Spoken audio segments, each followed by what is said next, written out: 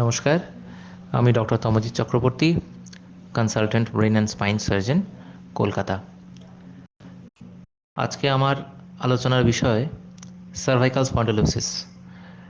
এবং এই cervical spondylosis নিয়ে আমি আলোচনা করব মূলত সেই ধরনের পেশেন্টদের জন্য যাদের আমরা রেগুলার ওপিডিতে দেখি, যারা আজকের দিনে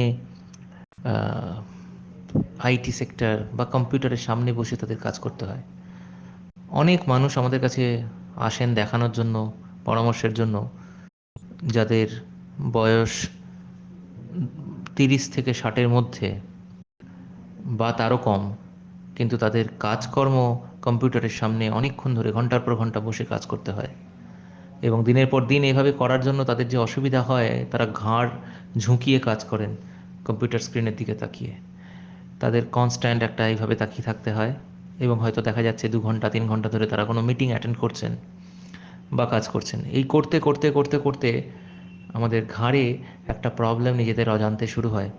একে আমরা ডিজেনারেশন বলি, ডিজেনারেটিভ স্পাইন প্রবলেমস। অনেক দিন ধরে যেন ঘাড়ে একটু ব্যথা করছে, সকালে ঘুম থেকে ওঠার পরে ব্যথাটা একটু বেশি, যেন মনে হচ্ছে ঘাড়টা ধরে রয়েছে, ঘাড় ঘোরাতে গেলে অসুবিধা হচ্ছে। এবং দেখা যাচ্ছে যে এদের মধ্যে অনেকেই যারা টু হুইলার ড্রাইভ করেন, তো টু হুইলার ড্রাইভ করার পরে দেখা যাচ্ছে এই ব্যথাটা আরও বেড়ে যাচ্ছে।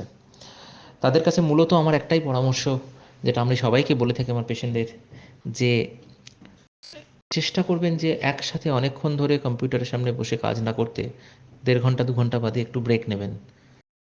রেগুলার সকালবেলা উঠে নেক এক্সারসাইজ যদি আপনি করেন, দেখবেন অনেক দিন আপনার এই প্রবলেমগুলো হচ্ছে না।